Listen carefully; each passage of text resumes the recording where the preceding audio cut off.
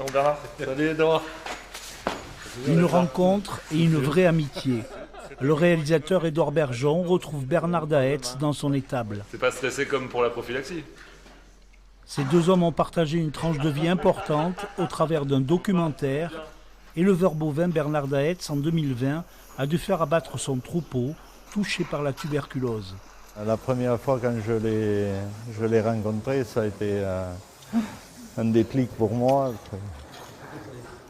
Et là, aujourd'hui, vous avez l'impression d'avoir tourné la page ou pas encore? C'est difficile de tourner cette page. Faire son deuil. Faire le deuil de son bétail, ça met du temps et je vois ceux qui sont passés par là aussi, ils ressentent la même chose que moi, quoi. Tout a commencé il y a 3 ans, au printemps 2020. Je reçois un message de Sylvie Daetz sur Facebook, un SOS. Bernard, son mari, est prêt à flancher, depuis qu'il sait que toutes ses vaches vont partir à l'abattoir. La famille va découvrir le documentaire. Et c'est important qu'ils puissent le découvrir avec leurs proches autour d'eux.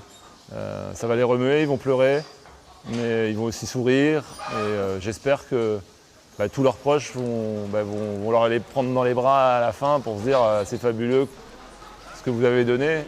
Bernard et Sylvie arrivent au cinéma et retrouvent leurs amis invités pour l'avant-première.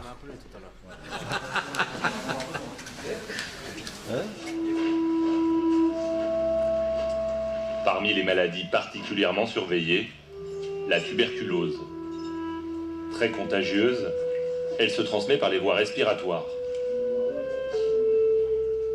Le Béarn est un des nouveaux foyers de cette épidémie animale. Édouard, c'est quelqu'un de fantastique, quoi. Je pense que s'il n'avait pas été là, ça ne se serait pas fini comme ça, j'en suis persuadée. Il a trouvé sa place et puis il nous a soutenus, mais après, il nous a apporté un autre regard aussi sur pouvoir prendre un peu de recul. Je pense que c'était très important. Ouais.